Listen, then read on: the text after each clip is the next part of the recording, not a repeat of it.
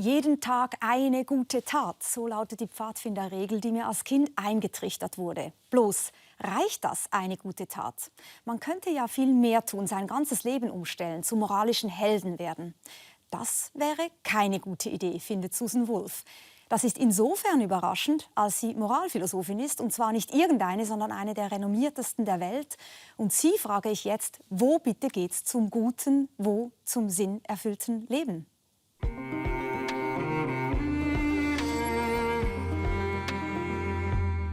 Herzlich willkommen, Susan Wolf. Thank you. Ja, Sie haben mich im Vorfeld gefragt, wo in der Schweiz es gute Schokolade gibt. Deswegen habe ich gedacht, ich bringe Ihnen doch am besten gleich welche mit. I love to be in Switzerland. So, I'll just take one. Thank you.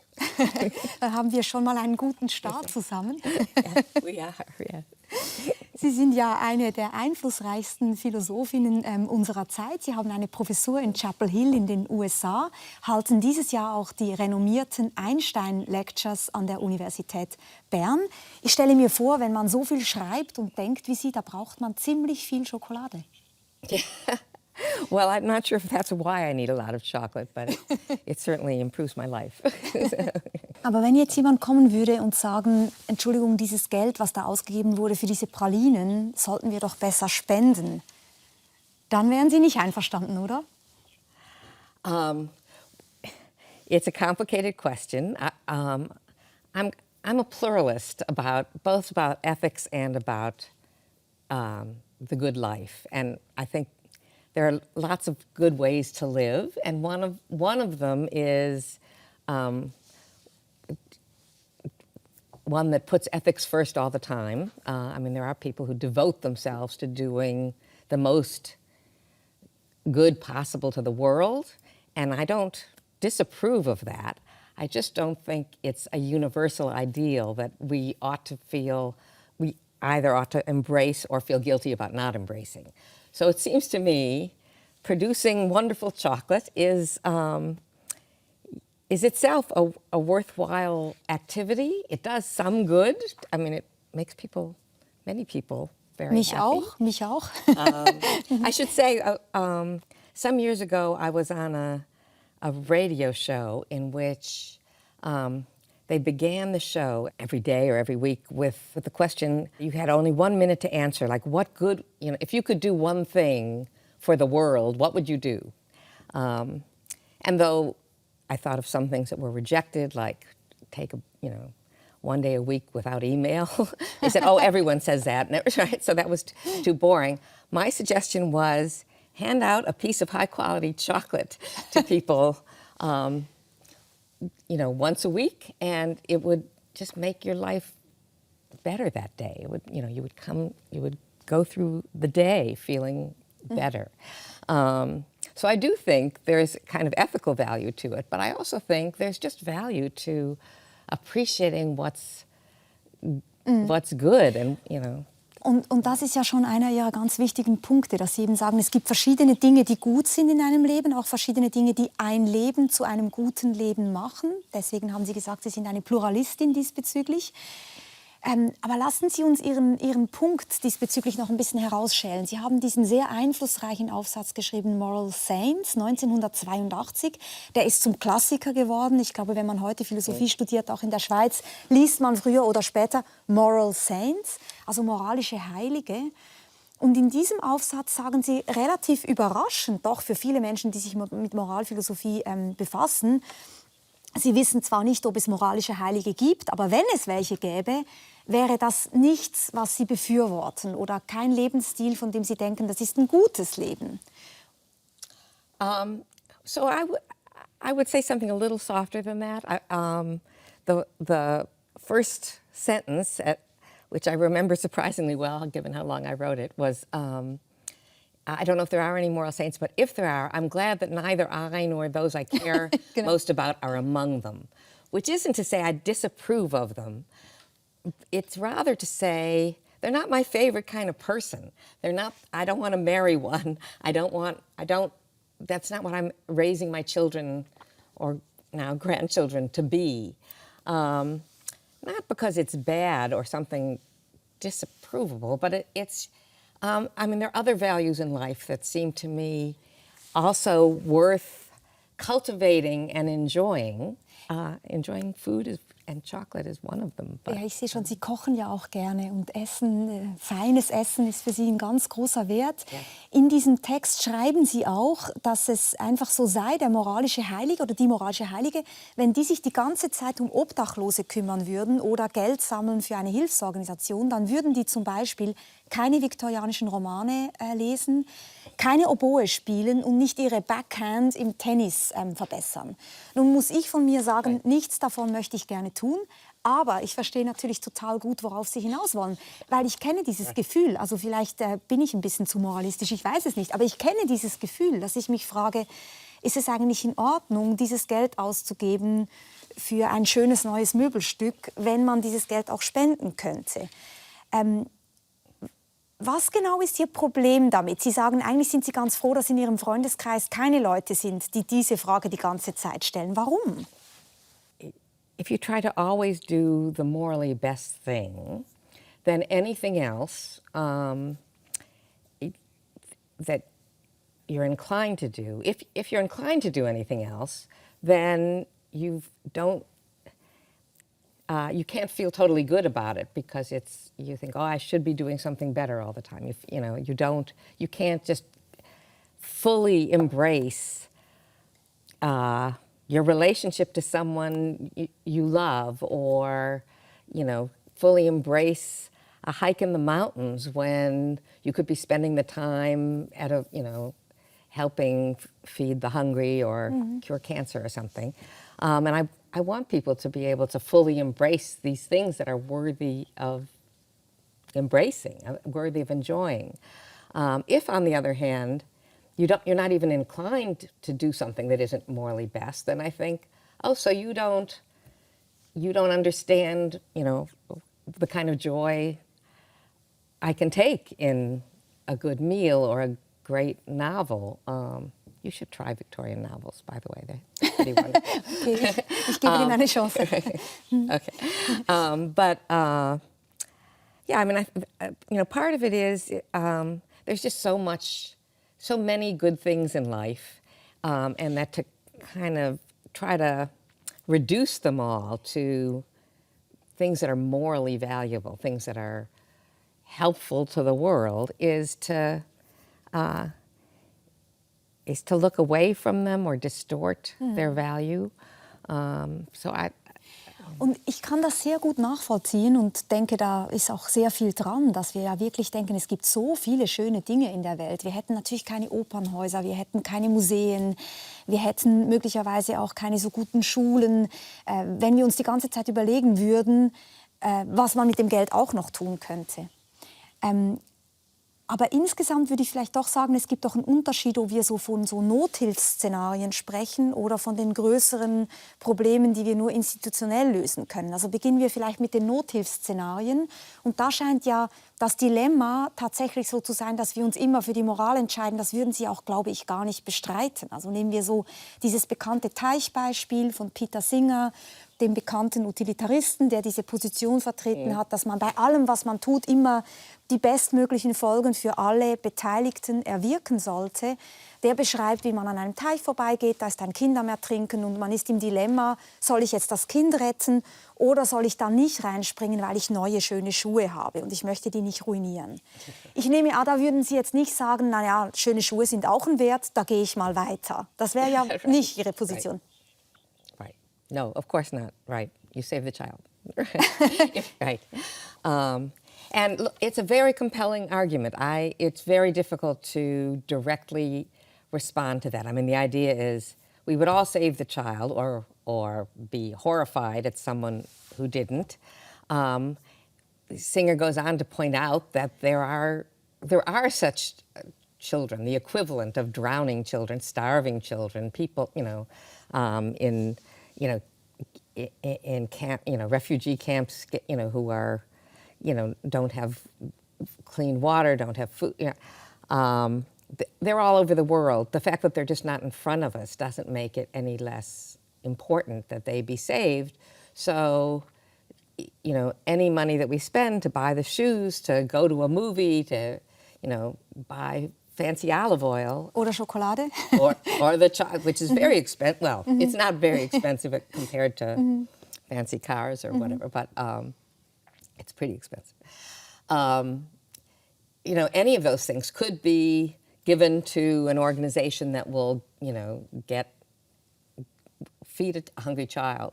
I don't have anything negative to say about the person who says, all right, I will forego all chocolate, all opera tickets, all, contributions to anything other than helping people. But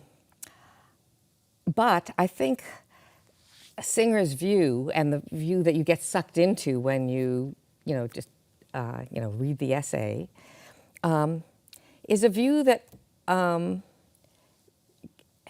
that presupposes that we're put on this world to serve it, to serve, or to serve the human or sentient universe, as if that's what we're supposed to do, and anything else is going against that. But where does that idea come from, that we're put on this world to serve it? We're just put on this world, and we have to figure out what to do with ourselves. My thought is, do something worthwhile with yourself. Don't waste it. But there isn't a direction. There isn't a... Es muss nicht zwingend eine moralische Qualität haben, sozusagen. Über die Frage nach dem Sinn im Leben werden wir später noch sprechen. Aber wenn wir noch ganz kurz dabei bleiben, ich verstehe, dass Sie die Analogie sozusagen nicht teilen, dass Sie jetzt sagen, es ist halt nicht so, wenn man in dieser Situation, wo man das Kind retten könnte, sich dafür entscheidet, da reinzuspringen und die Schuhe zu opfern, ist es nicht so, dass daraus folgt, dass wir alles, eben jeden neuen Schuh, jede Praline, jedes Buch, was wir kaufen, immer aufrechnen müssen und uns überlegen, kann ich damit jetzt noch einmal ein Kind retten, was irgendwo da draußen in der Welt ein Problem hat. Sondern da sind Sie zurückhaltend. Jetzt mein Problem ist, dass natürlich die Welt gegenwärtig so ist, dass alle großen Probleme, die wir wirklich haben, sind ja nicht Nothilfsszenarien, sondern sind tatsächlich Probleme kollektiven Handels. Es sind gemeinschaftliche Probleme, die wir auch nur gemeinschaftlich lösen können.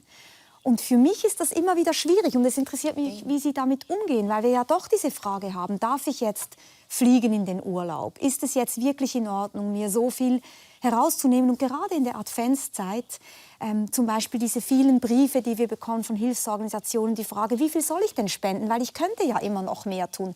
Yeah. Quält Sie diese Frage nie? Yes, of course I'm tortured by it. That's probably, it's out of wrestling with that I wrote Moral Saints in the first place. And I will still find myself, as Wittgenstein would say, back in the fly bottle thinking, how did I get myself out of it in the first place? So that's correct. But I also think you're right that most of that many of the horrible problems of our world are things that we need to do together. No one person can do all of them, and one person's every last action is still going to be a drop in the bucket. It takes organizational effort, it takes group effort, it takes political, effort. So, my view isn't that morality can be, pushed aside. That look, there are other things in life. So, if you would prefer to be an artist and ignore all moral emergencies or all moral constraints, go ahead and do it.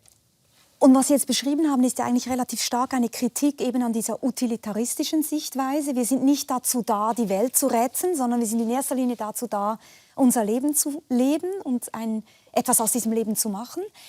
Aber selbst Immanuel Kant, der eine andere Moraltheorie vertreten hat, würde ja so etwas sagen wie, in allem, was ich tue, muss das, was ich tue, universalisierbar sein. Das meint so etwas, wie ich frage mich, wenn ich etwas tue... It has to be universalizable. Yeah, whatever that means. Genau, aber eigentlich schon mich fragen, was, wenn das alle täten? Diese Frage finde ich nicht so verkehrt. Also darf ich mir mehr herausnehmen, was ich auch den anderen zugestehen kann? Und wenn wir diesen Maßstab ansetzen, ist es eigentlich nicht viel, also ist es nicht gemütlicher im Leben, glaube ich. Well, the easiest fallback for what morality tells you to do is to assume utilitarianism as the enemy. Give the most resources to doing the most good for sentient happiness or something, right? Also, there's a tendency of Kantian moral philosophers and perhaps of Kant himself to think everything you do has to be, universe has to sort of pass through this moral filter. Is it morally, and that everything you do has to have a moral justification. So Kant famously believed there are duties to yourself. A lot of the things that I think it's Genau, good. also man lernt dann Oboe spielen nicht, weil es Spaß macht, Oboe zu spielen, sondern weil ich ein Talent habe und ich bin verpflichtet dazu, das Talent nicht verrotten zu lassen, sondern es zu kultivieren. Right, exactly. So, yes, so there, right, the idea is that many of the things I approve of, playing the oboe, even, cultivating a garden, right, you're doing as a moral duty to yourself, which balances the duties to others in some ways. But I think that distorts the value of playing the oboe and of gardening and of enjoying gardens. I mean, I don't do it out of duty. I do it out of love for flowers or love for music. You said not because it's fun, I think, but it's not just about fun. I think when you're actually playing the oboe, not that I play any instrument well, but playing music, gardening,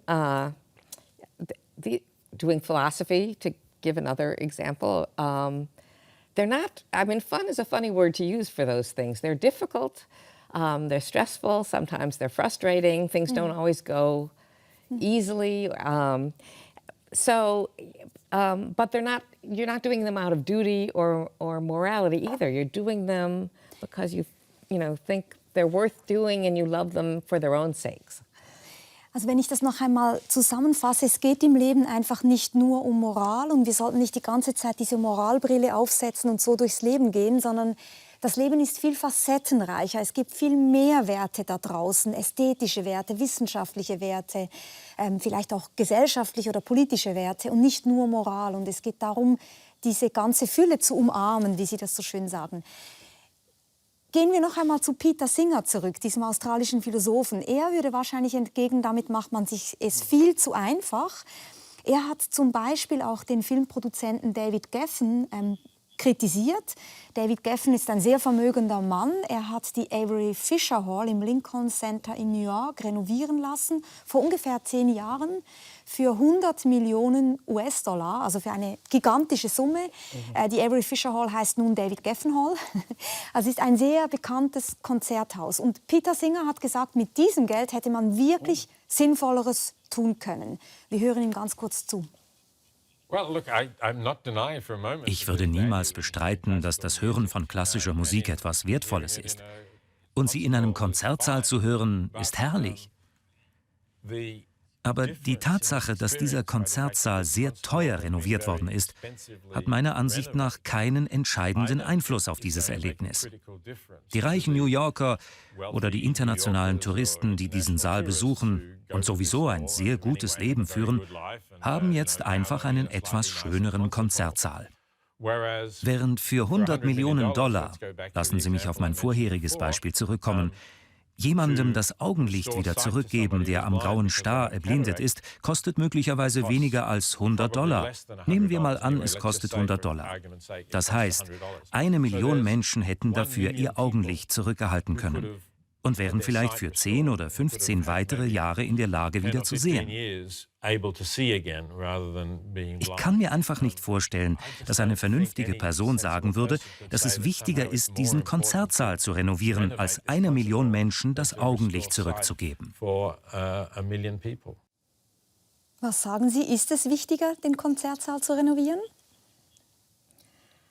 I would not say it's more important, but I would also say it was a very good thing to do, and Geffen deserves our gratitude or for doing it, rather than our judgment that he ought to have done something different. I mean, it would be nice to know what David Geffen has done for improving, medical conditions or homelessness. Or I mean, I would hope that that not all of his charitable contributions are artistic, but I also feel like, look, there's room for lots of people to do lots of good things with their lives, and I also, to do lots of good things for the world.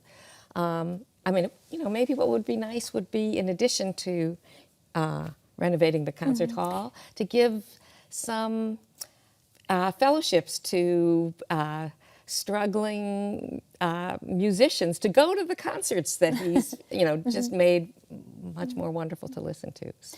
Und das stimmt ja auch. Viele tun das eine und lassen das andere nicht. Also es gibt viele Philanthropen, die sich natürlich an verschiedenen Orten tatsächlich auch engagieren. Und eben, sie wollen nicht, dass wir urteilen darüber, sondern dass wir einfach sehen, man kann in verschiedener Art und Weise zur Güte dieses Lebens beitragen. Es ist natürlich so, es gibt viele sogenannte Moral Saints, würde ich jetzt trotzdem sagen, die sich mit Haut und Haar für das Gute da draußen engagieren, die ihr Leben riskieren. Denken wir an Leute wie Martin Luther King, Desmond Tutu oder auch Mutter Teresa. Natürlich alle jetzt auch nicht gänzlich ohne Kritik. Man kann an all diesen Biografien auch sehen, wie schwierig es ist, wirklich dann bis ins Letzte gut zu sein. Aber trotzdem, irgendwie bewundern wir solche Figuren ja auch. Und mich hat erstaunt, dass Sie eigentlich sagen, für Sie ist das nichts besonders Attraktives, wenn ich Sie richtig verstehe, wenn jemand sich so dermaßen nur dieser einen Sache widmet. Well, as you say, if you look at the details of the lives of the moral heroes, or the ones that are known to be moral heroes, we may, or almost certainly will find things to criticize about them. Which shows that they're not literally moral saints. They're, even though they are moral heroes. And I do think there is something specific that makes us admire them a great deal. And they also make me, when I see people like that, or hear about these people, they inspire me to do more, and they also tend to make me feel guilty and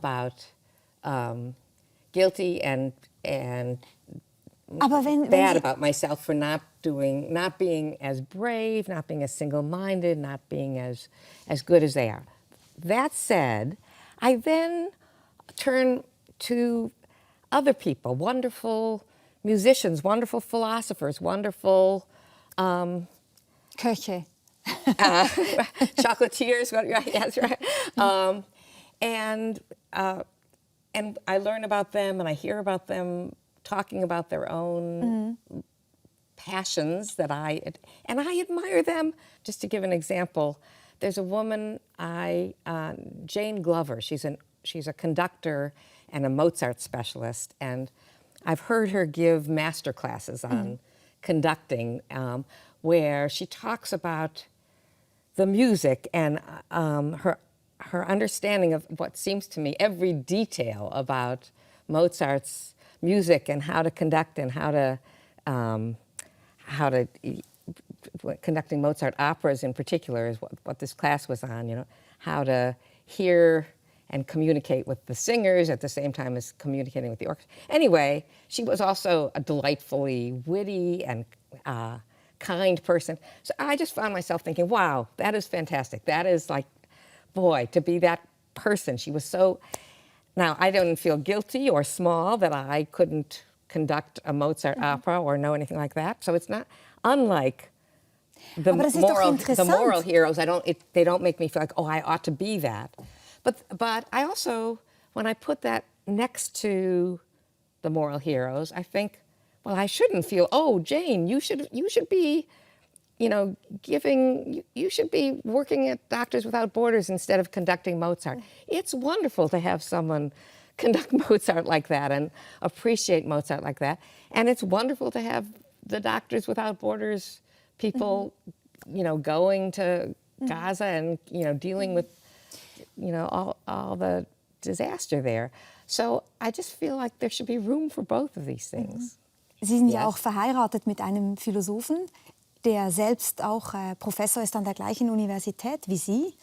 Yes. Und das ist ja auch noch mal eine Frage. Douglas MacLean heißt der.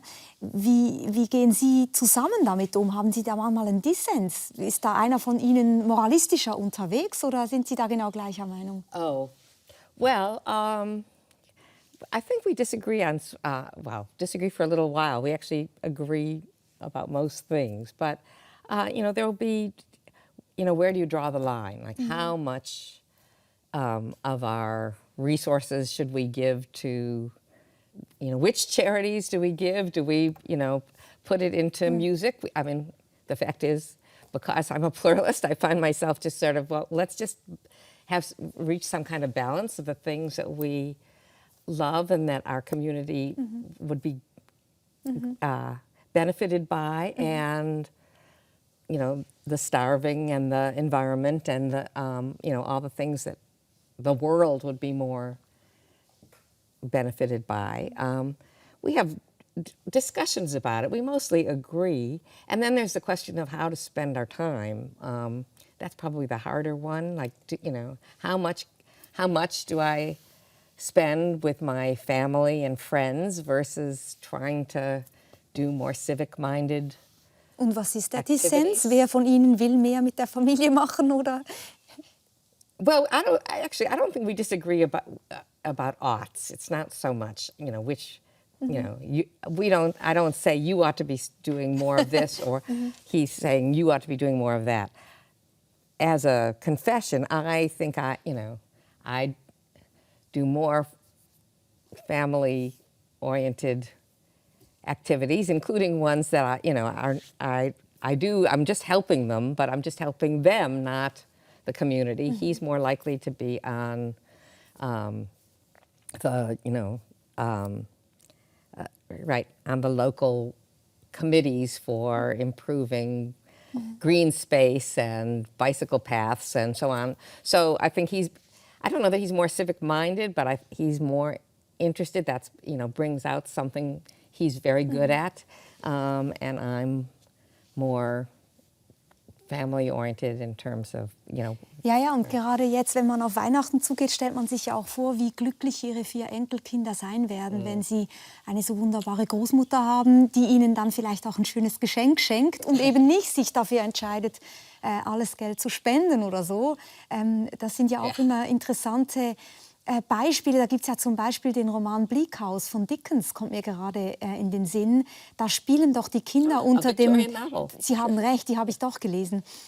Bei Dickens gibt es das, oder? Da spielen doch die Kinder unter dem Tisch und sind am Verhungern, währenddessen die Mutter sich dauernd darum bemüht, Briefe zu schreiben, um Geld zu sammeln für die armen Kinder in der Welt. Und Sie würden sagen, genau das ist der Fehler. Da gibt es die Kinder unter meinem Tisch, das sind meine Kinder oder jetzt in Ihrem Fall auch Ihre Enkelkinder.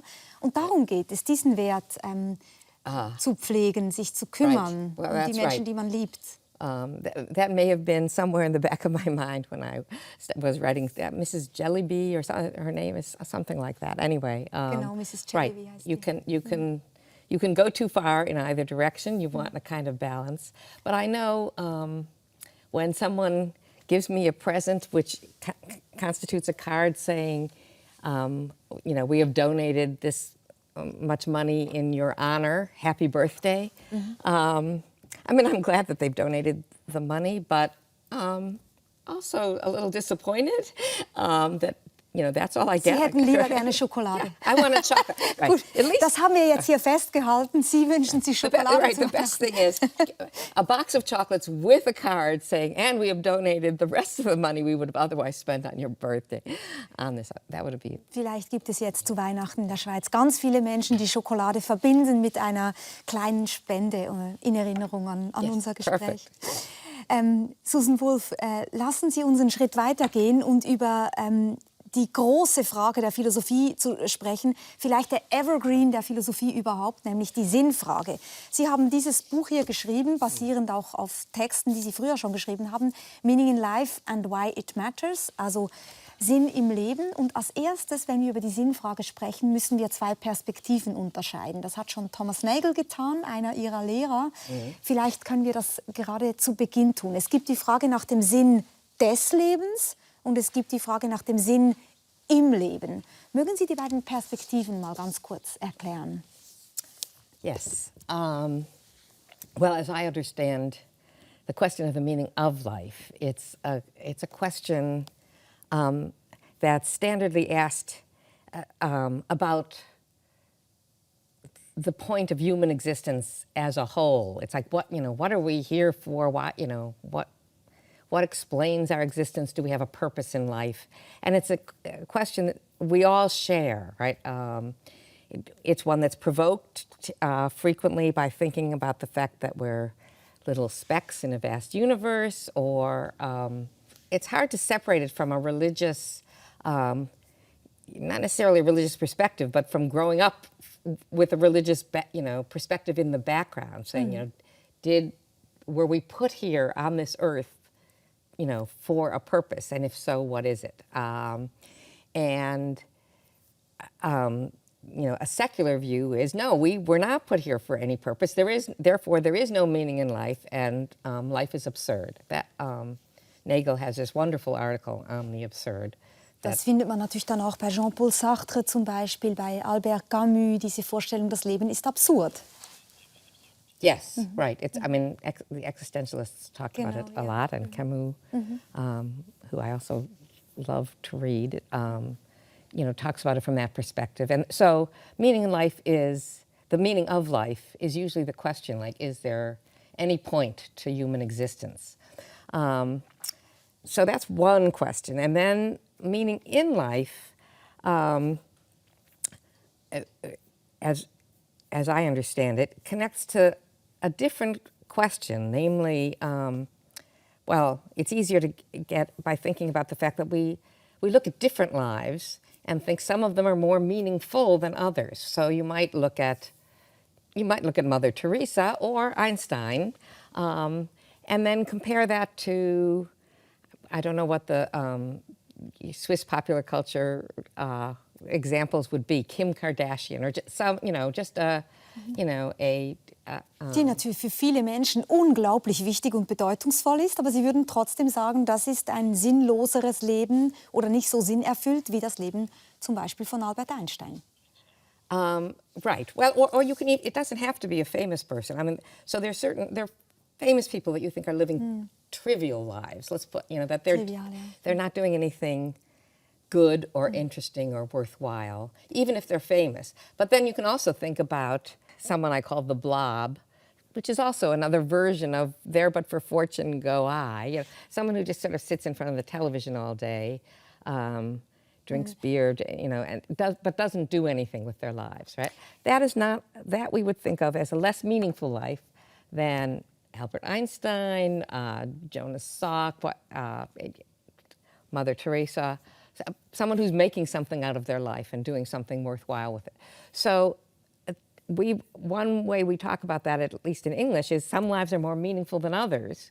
It's not a question of what were you put on earth to do, but just how can you make your life, or what kind of life is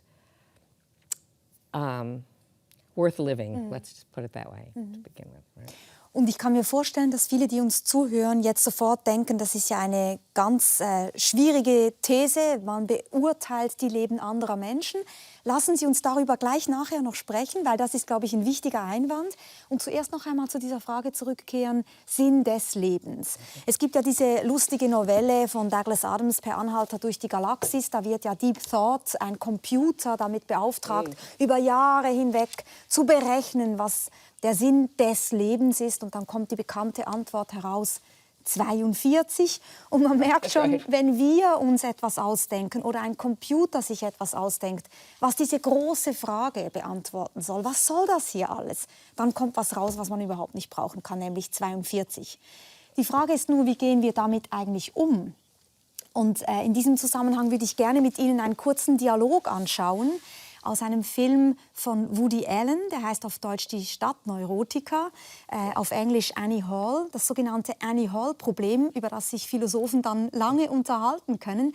Da geht eine Mutter mit ihrem Jungen zum Psychiater, weil der Junge sagt, ich mache keine Hausaufgaben mehr, weil das Leben ist ohnehin sinnlos. Wir schauen uns das kurz an. He's been depressed. All of a sudden, he can't do anything. Why are you depressed, Alvy? Tell Dr. Flicker. It's something he read. Something you read, huh? The universe is expanding. The universe is expanding? Well, the universe is everything, and if it's expanding, someday it will break apart, and that will be the end of everything. What is that your business? He stopped doing his homework. What's the point? What has the universe got to do with it? You're here in Brooklyn. Brooklyn is not expanding. It won't be expanding for billions of years yet, Alvy. And we've got to try and enjoy ourselves while we're here, huh? Warum ist das komisch? Well, yeah, it's a good question, but I do love that scene. I don't know, why is that so funny? Maybe it's just this is actually something that Nagel talks about in The Absurd. It's the clash of perspectives of sort of the grand view of our speckness in the universe versus, I kind of sympathize with the mother. You're in Brooklyn, do your homework. So part of it is just the clash of perspectives, which Nagel says, the way to cope with them, because they're both true. I mean, he both is in Brooklyn, and the universe is expanding, and we're gonna, we're not gonna exist anymore. Something that actually is even relevant to the moral saint, because the whole human existence isn't gonna be around for more than a speck in time relative to a big enough perspective.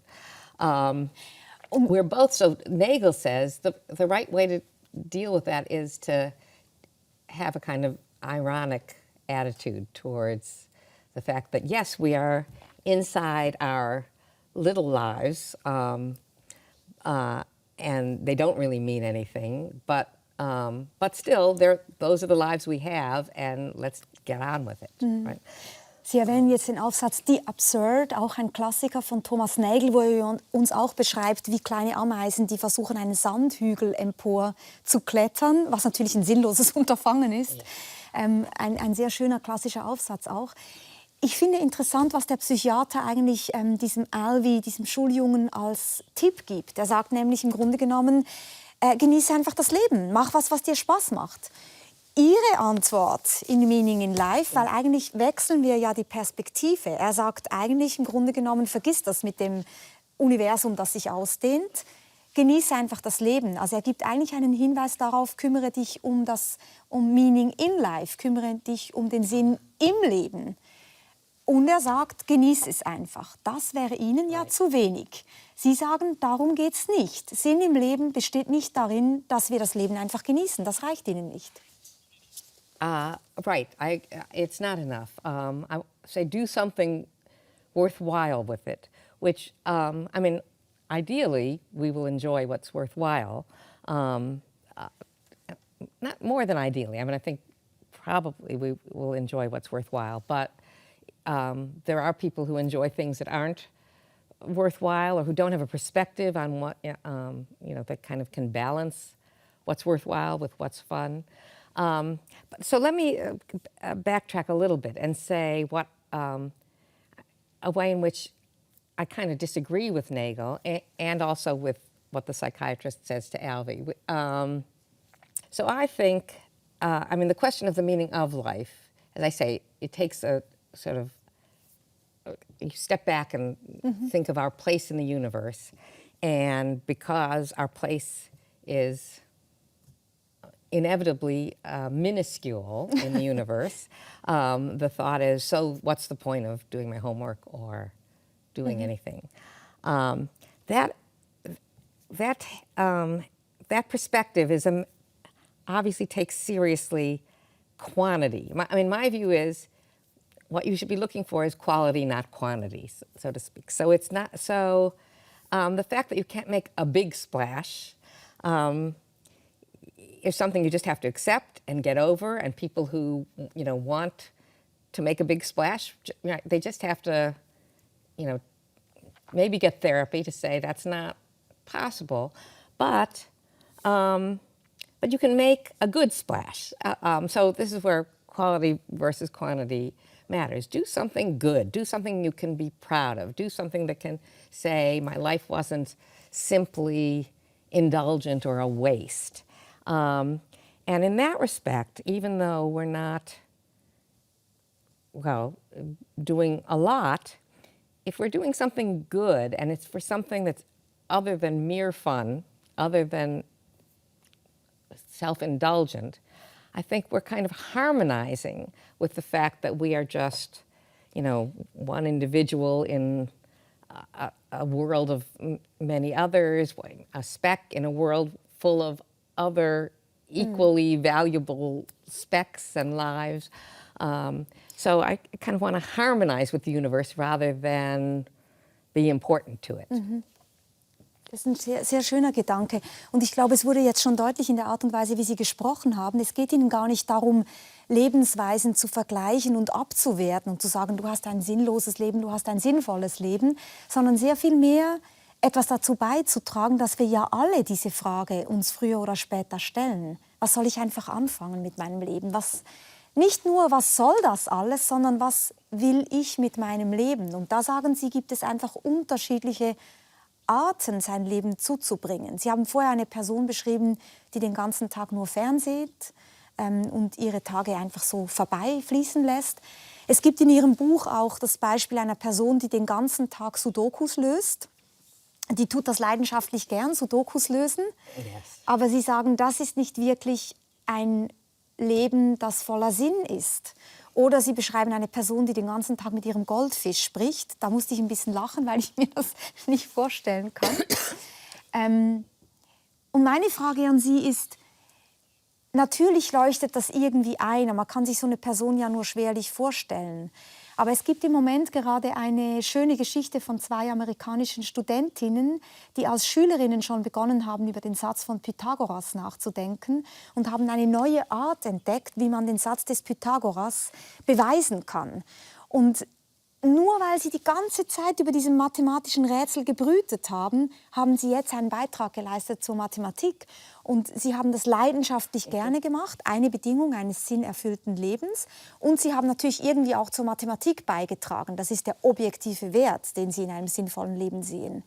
Aber was genau ist jetzt der Unterschied zu einer Person, die die ganze Zeit Sudokus löst? Weil vielleicht wird sie die perfekte Sudoku-Spielerin. Warum sagen Sie, das ist kein sinnvolles Leben? A good challenge.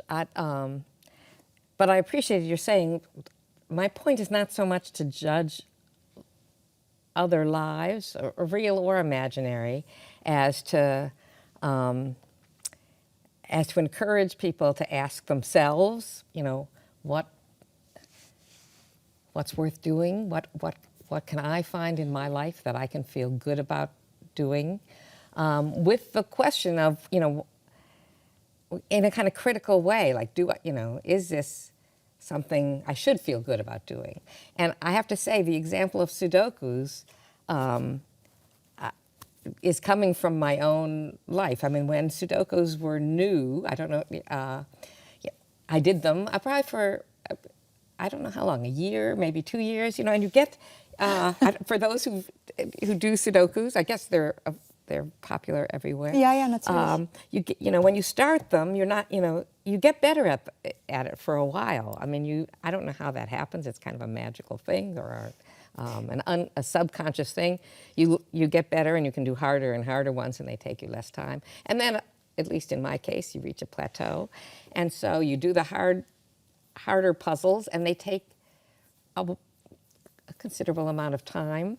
For some reason, I found myself, after whatever number of months it was that I doing them, thinking, why am I doing this? This is a waste of time. I mean, I don't even feel this way about crossword puzzles so much. Crossword puzzles at least kind of test your knowledge or so. I mean, but Sudokus, there's just, you know, it's just numbers that you're putting together and there's nowhere to go with that. That's not a skill kind of seems to be fertile in helping you with anything else.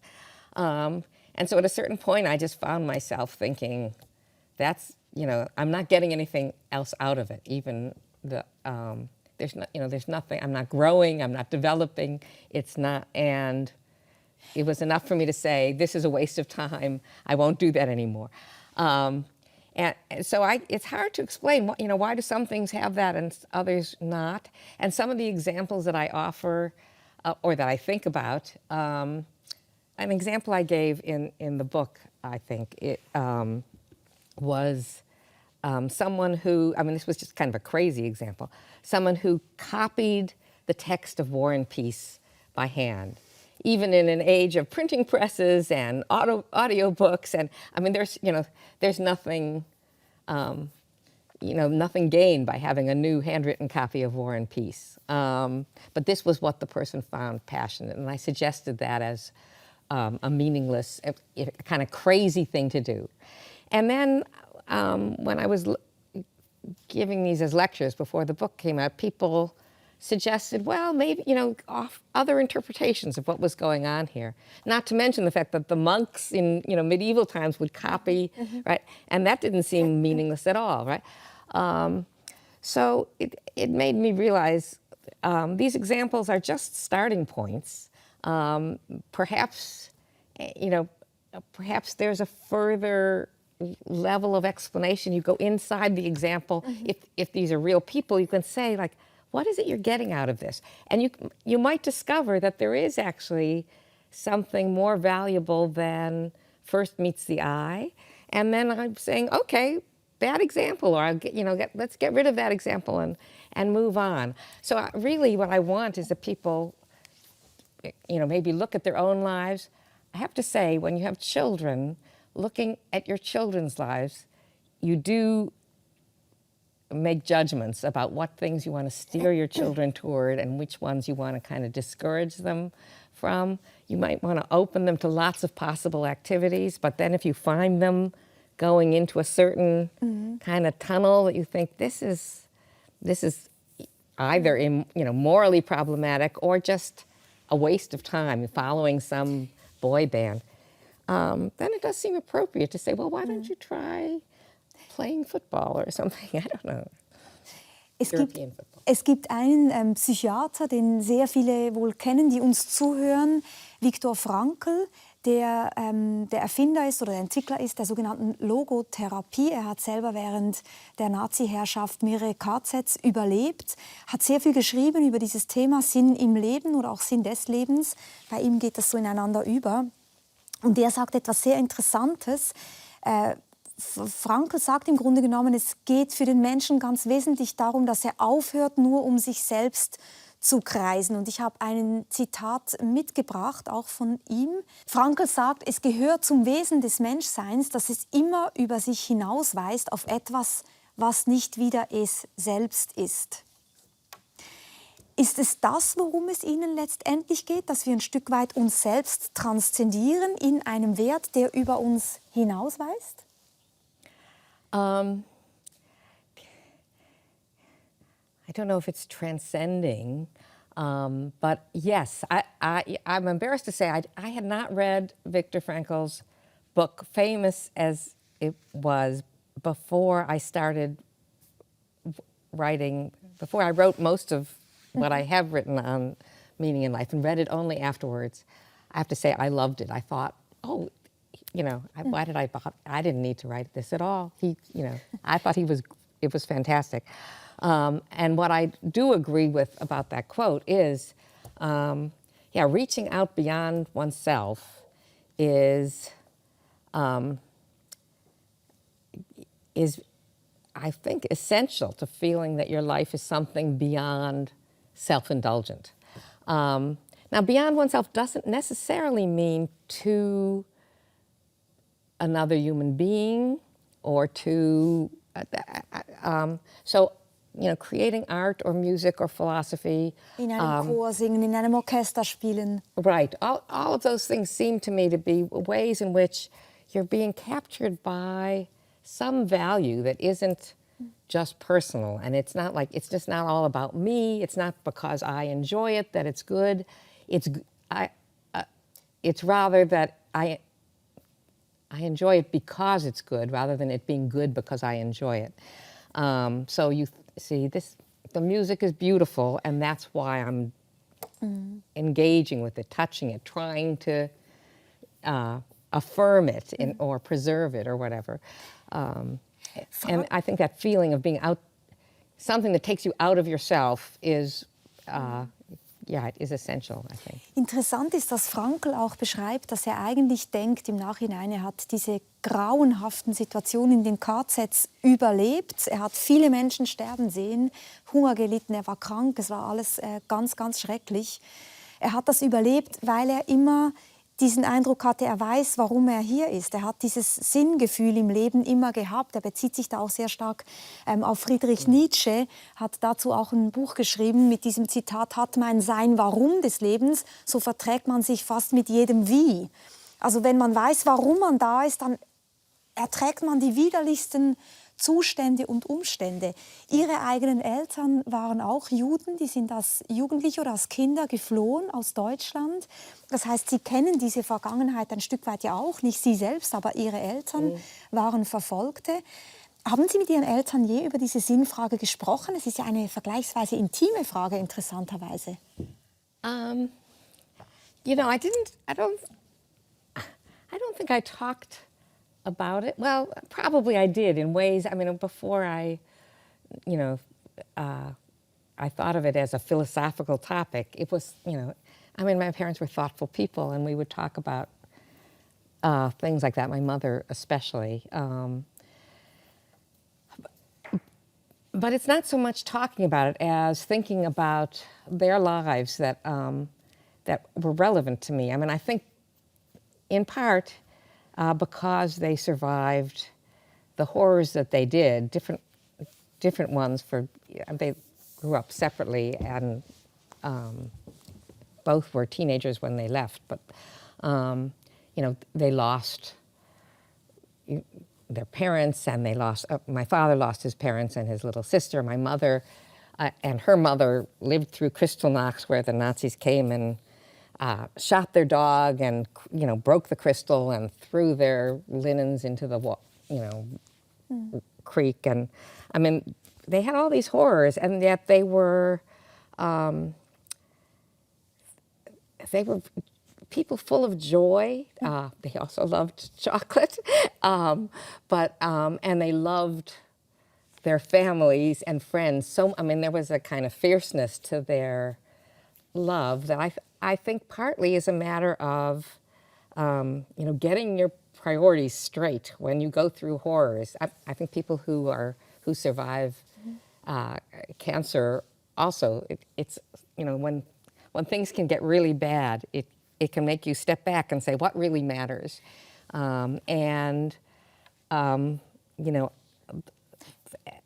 Right, and so I think I got that from them, this idea that there are some things that really matter and that are worthwhile. Und das stimmt ja tatsächlich, diese Erfahrung, wenn es richtig schlimm wird und man überlebt etwas, dann hat man eher wieder diesen Blick auf die Frage, was zählt wirklich.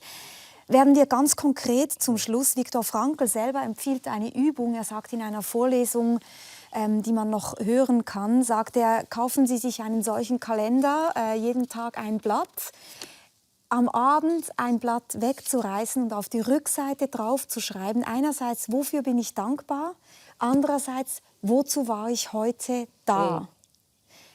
Yes. Eine Übung, die Sie vielleicht auch empfehlen würden, oder gibt es sonst noch einen ganz konkreten Tipp, wo Sie sagen, tun Sie das? Aus philosophischer Perspektive würde ich empfehlen, tun Sie das, wenn Sie die Sinnfrage quält. Right.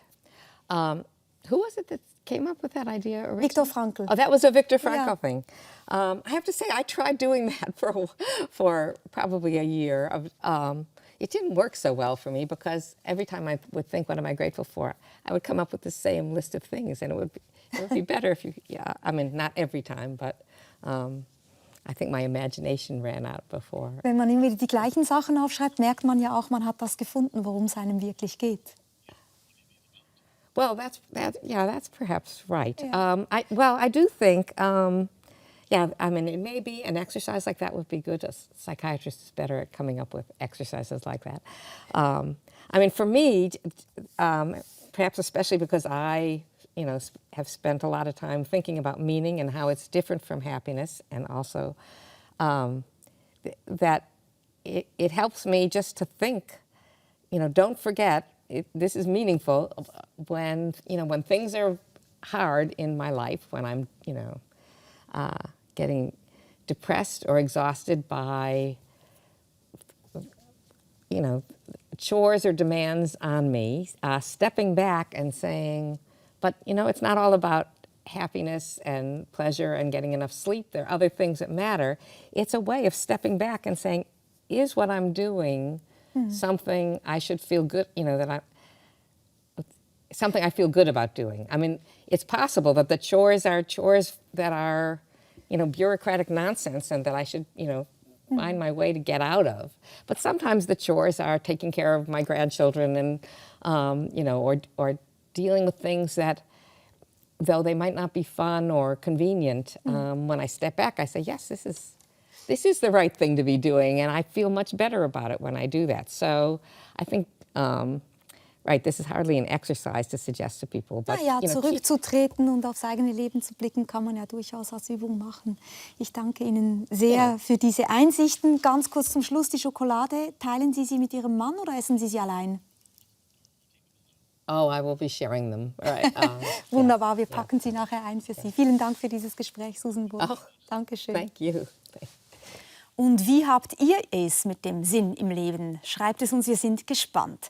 Zum Weiterschauen gibt es hier das ganze Gespräch mit dem australischen Philosophen Peter Singer und eine Folge Bleisch und Bossart zum Sinn des Lebens. Viel Vergnügen damit.